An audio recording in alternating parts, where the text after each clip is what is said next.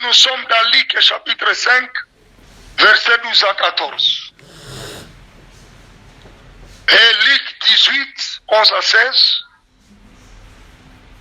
Bien-aimé, pour ensuite citer vers 2 Chroniques 26, 16, vous descendez, et 2 Rois 5, 19, vous descendez.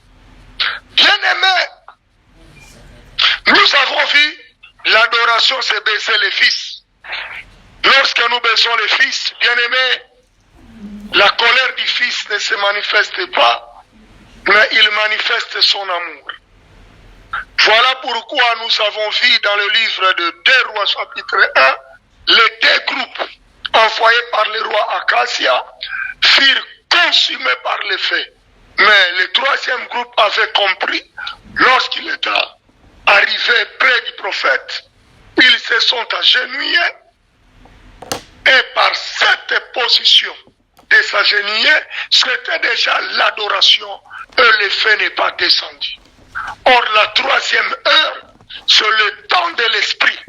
Voilà pourquoi dans le livre des Actes 2, quand le Saint-Esprit est descendu, les gens croyaient que les apôtres étaient ivres, mais Pierre a répondu, ces gens ne sont pas ivres comme vous pensez, car c'est la 3e heure.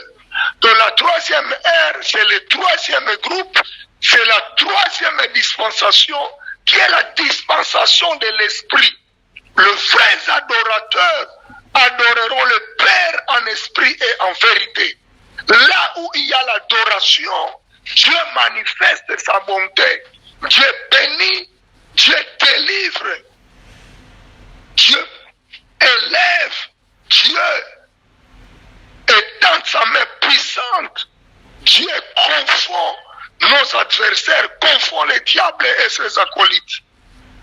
Là où il y a l'adoration, nous bénéficions de la grâce et de la gloire de Dieu.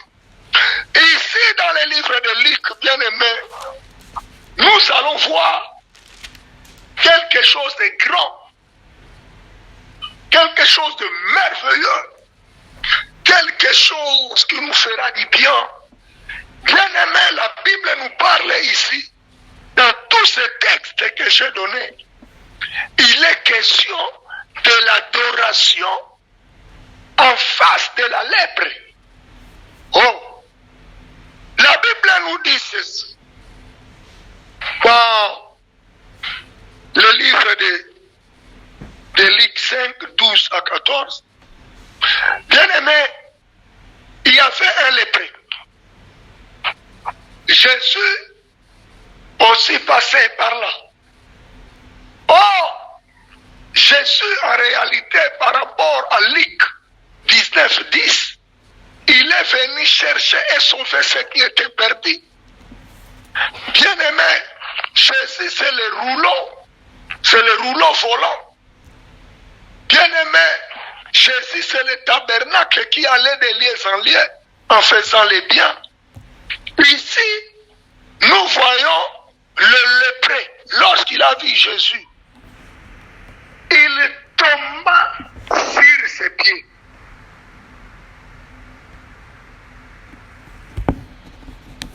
Il tomba. Donc il se prosterna devant Jésus. Bien-aimé, la lèpre dans la doctrine représente le péché, la malédiction.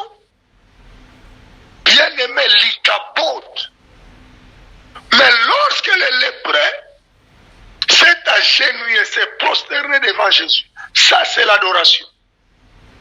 Nous allons voir, à cause de son adoration, la lèpre avait quitté son corps. À cause de l'adoration, Christ a chassé la lèpre. Cet homme, ce lépreux, fut guéri. Bien-aimé, de même, dans Luc 18, là il est parlé des 10 lépreux.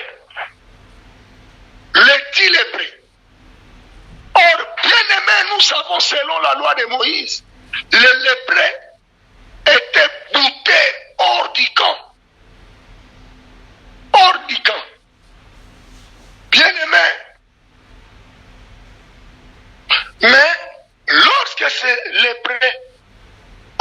Jésus. La Bible dit, ils ont crié. Alléluia. Ils ont crié, Maître, bien-aimé. Nous voyons toujours l'adoration. Même quand Jésus leur dira d'aller se présenter auprès des sacrificateurs, un d'eux va retourner à Christ. Il viendra encore se prosterner. Toujours l'attitude de l'adoration. Bien-aimés, nous comprenons que l'adoration est puissante. L'adoration amène Dieu à opérer les miracles et les surnaturels. L'adoration amène Dieu à guérir, à restaurer. Nous voyons ici ce lépreux, les hommes méprisés par la société, les hommes abandonnés, mais à cause de l'adoration. Bien-aimés, en réalité, ce lépreux qui était hors du camp, il nous représentait. Nous aussi, nous étions hors du camp, hors de la parole de Dieu, hors les promesses de Dieu, hors les bénédictions de Dieu. Mais Jésus-Christ, le médecin par excellence, nous a guéris. Bien-aimés, à cause de l'adoration, la lèpre est tombée. Bien-aimés, la lèpre est tombée à cause de l'adoration. Bien-aimés, laisse qu'à travers ce message de l'adoration, toute lèpre spirituelle qui dérangeait ta famille, bien-aimé, il y avait une lèpre dans ta famille. Au lieu d'être au camp, vous étiez en dehors du camp. Au lieu d'être dans la présence du Seigneur, vous étiez loin de Dieu. Vous étiez dans la malédiction. Dans votre famille, toujours des problèmes. Il y a toujours des problèmes de stérilité. Il y a toujours des problèmes de césarienne. Il y a toujours des problèmes de divorce. Il y a toujours des problèmes du travail, il y a toujours des problèmes de papier, il y a toujours des problèmes esprit de mort, des maladies héréditaires. Tout ça, ça représente la lèpre, bien-aimée. Ça représente la lèpre. Mais Jésus, à cause de l'adoration, ces hommes se sont prosternés devant Christ, parce que la Bible dit devant Jésus, devant le nom de Jésus, tout genou fléchira. Ça, c'est l'adoration. Et toute langue confessera à la gloire de Dieu. Bien-aimé dans le Seigneur, à cause de l'adoration, la lèpre a perdu sa force. À cause de l'adoration, ce qui était hors du camp devait retourner au camp. Toi qui étais loin de la bénédiction de Dieu, toi qui étais loin, toi qui étais loin des promesses de l'Éternel, à cause de l'adoration, parce que tu lèves Jésus, parce que tu lèves Jésus, le Seigneur des Seigneurs, le Roi des Rois, parce que tu lèves son nom, bien-aimé, le miracle va s'opérer dans ta vie. Le miracle va s'opérer dans les noms puissants et merveilleux de Jésus. Bien-aimé, l'adoration dégage la puissance de Dieu. Parce que là où il y a l'adoration, les chaînes tombent. Là où il y a l'adoration, les chaînes de blocage, des échecs, de la malédiction, des divisions au niveau de nos familles tombent. Bien-aimé, pourquoi aujourd'hui il y a des divisions dans nos familles? C'est parce que la majorité de nos frères et sœurs n'ont pas Jésus. Ils n'ont pas l'esprit de l'adoration. Si dans nos familles tous on connaissait Jésus, nous n'aurons pas de problèmes, nous n'aurons pas de difficultés, parce que Jésus a fait de nous un royaume des adorateurs, un royaume des sacrificateurs. Les sacrifices que nous donnons à Dieu, c'est le fruit de nos lèvres qui représente l'adoration. Bien-aimé, toute lèpre spirituelle qui menace ta vie, cette maladie qui te menace, tombera aujourd'hui à cause de l'adoration. Bien-aimés dans le Seigneur. Mais il y a une chose. Il y a une chose. Dans le livre de 2 Chroniques 26, 16, et vous descendez. Bien-aimés, vous remarquerez une chose. Le roi Osias, la Bible dit lorsqu'il devint puissant, lorsqu'il devint puissant, son cœur s'éleva pour le perdre. Son cœur s'éleva. Ça, c'est de l'orgueil. Il est allé prendre l'ascensoir qui représente l'adoration du peuple, alors que ce service n'était pas pour lui. Bien-aimé, à cause de l'orgueil, il voulait faire quelque chose qui n'était pas pour lui. Il n'avait pas cette onction. Il avait l'onction royale, mais il n'avait pas l'onction sacerdotale. Bien-aimé, à cause de l'orgueil, le roi Osias a fait quelque chose d'abominable, c'est-à-dire une fausse adoration.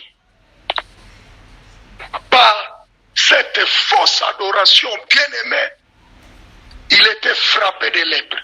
Là où il y a l'adoration pure, la lèpre est vaincue. Mais là où, bien-aimé, il n'y a pas d'adoration véritable, la lèpre est là. La lèpre est là. Bien-aimé, un homme comme Naaman, quelqu'un qui était un étranger, malgré sa doute, malgré son incrédulité, il a fini par se conformer à la parole de l'homme de Dieu. Ça, c'est l'adoration. Il est allé plonger 7 fois au Jourdain. Or, le fleuve Jourdain, c'est la tige principale du chandelier. Parce que le chandelier a 7 branches.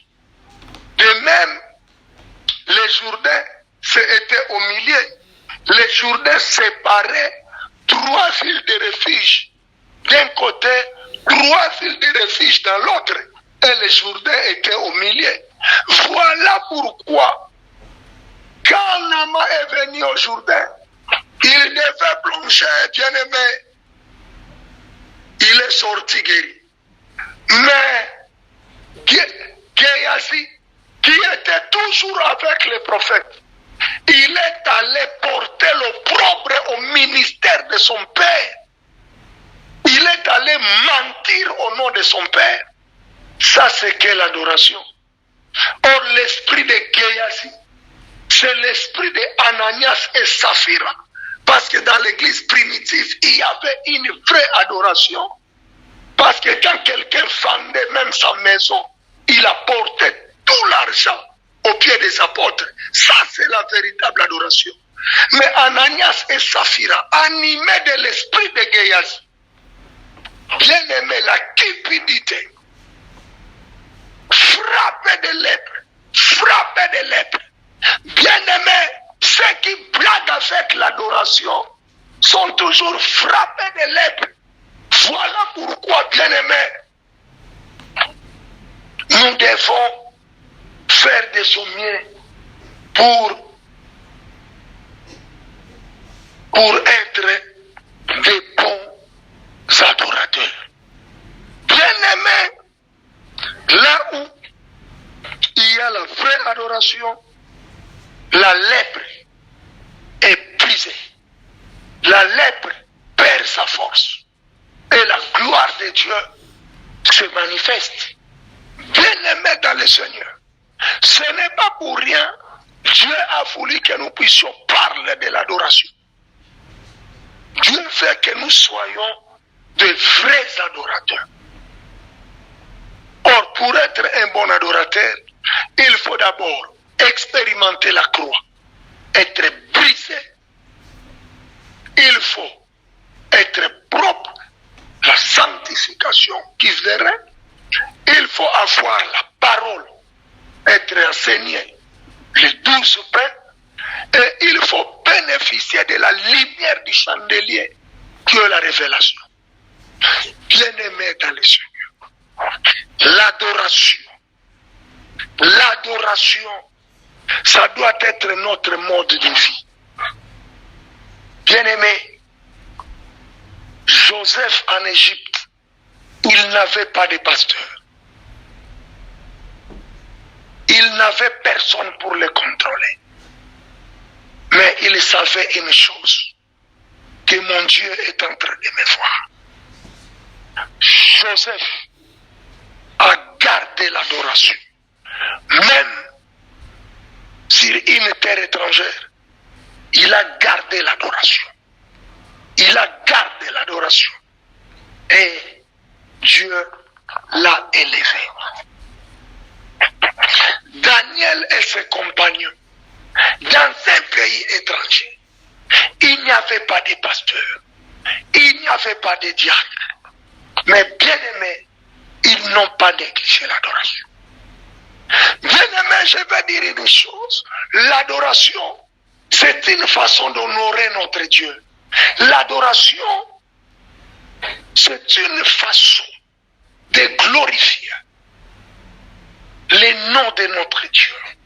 Voilà pourquoi Romains 2, 24 dira, c'est à cause de vous que le nom de Dieu est blasphémé parmi les païens. Notre conduite, notre façon d'être, notre façon de parler, notre façon d'agir doit être une adoration.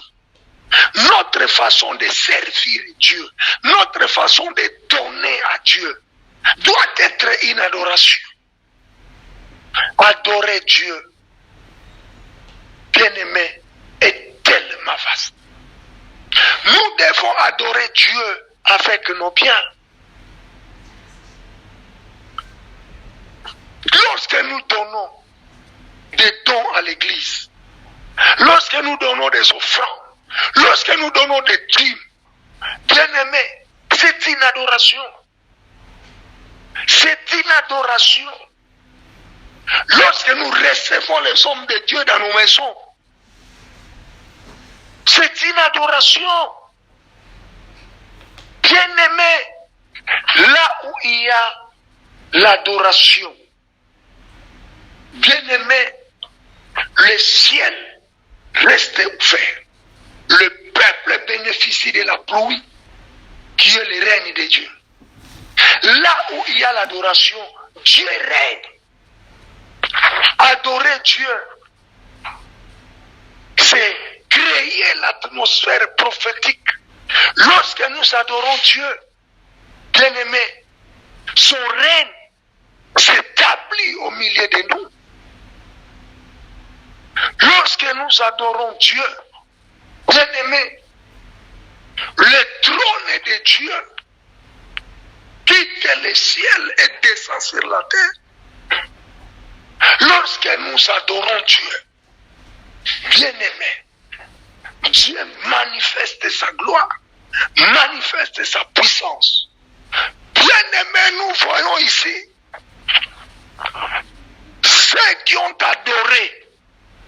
Bien-aimé, la lèpre a quitté leur corps. Mais ceux qui n'ont pas adoré, ils étaient frappés de la lèpre. Bien-aimé, l'adoration est très importante pour nous les enfants de Dieu. Là où il y a l'adoration, bien-aimé, il y a la croissance. Bien-aimé, allez évangéliser, allez visiter les frères, les sœurs, est une adoration. Participer à l'intercession, soutenir les autres dans ta prière est une adoration. Bien-aimé,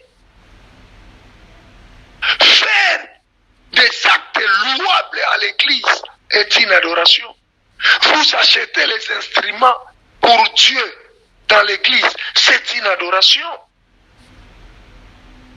Quand vous soutenez les hommes de Dieu, matériellement, financièrement, spirituellement, c'est une façon d'adorer Dieu. Bien-aimé, Pierre a donné sa pirogue à Christ. C'était vraiment une adoration. Et en retour, l'Éternel dira à Job, de qui suis-je débiteur? Qui m'a donné les premiers? Bien-aimé dans le Seigneur, Pierre a donné sa barque. Ça, c'est une adoration. Quand vous prenez votre argent, vous donnez au pasteur Gerfey, au pasteur Donat, pour aller faire une campagne d'évangélisation à Lyon, pour aller faire une campagne, un séminaire, une convention à Marseille, à Lyon. Oh, je ne sais pas moi si c'est où, en Norvège, en Suède. C'est une adoration. Bien-aimé, quand vous achetez le micro, le synthétiseur pour l'œuvre de Dieu, c'est l'adoration. Bien-aimé, nous devons apprendre l'adoration. L'adoration est pour le peuple qui a la révélation. L'adoration, c'est pour la postérité d'Abraham. L'adoration, c'est pour les circoncis. Parce que nous voyons dans la vision de Joseph, c'était les étoiles, la lune qui adorait. Or, les étoiles, c'est la postérité d'Abraham. Or, la postérité d'Abraham, ce sont les circoncis. Bien-aimés, l'adoration, c'est pour les circoncis. C'est pour la postérité d'Abraham. Bien-aimé, Abraham a adoré. Il a voulu même sacrifier son fils unique. Bien-aimé, Dieu n'a pas demandé le fils d'Abraham, mais Dieu a demandé le fils d'Abraham. Il faut faire attention avec les Écritures. Le fils d'Abraham, Isaac. Parce que Ismaël, fils d'Abraham, l'incirconcis. Mais Isaac, c'est le fils d'Abraham, les circoncis. Bien-aimés, nous devons apprendre à adorer Dieu. Là où il y a l'adoration, bien-aimé, il y a l'élévation. Abraham a adoré. Les gestes qu'Abraham avait fait, c'était l'adoration. Dieu a donné des promesses. Dieu a élevé Abraham. Laisse que le Dieu d'Abraham soit ton Dieu. Que Dieu t'élève. Que Dieu t'amène dans une autre dimension. Que Dieu ouvre des portes devant toi. Que Dieu ouvre des portes. Que Dieu t'amène loin. À cause de l'adoration. À cause de l'adoration. À cause de la louange. Bien-aimé, David est entré dans le palais royal. Bien-aimé, que l'adoration t'amène loin. Que l'adoration t'amène loin. La vie de l'adoration a élevé Joseph. A élevé Joseph. A élevé Daniel et ses frères. Bien-aimé, là où il y a l'adoration, il y a la gloire. Il y a la guérison. Je confesse au nom de Jésus. À cause de l'adoration, reçois la paix, reçois la solution, reçois la guérison, reçois de l'argent. Que le Dieu de grâce, le Dieu de bonté, le Dieu du pasteur Donat, le Dieu de mon père Gerfey Fenidio puisse nous bénir dans les noms puissants et merveilleux de Jésus. Shalom, shalom, shalom.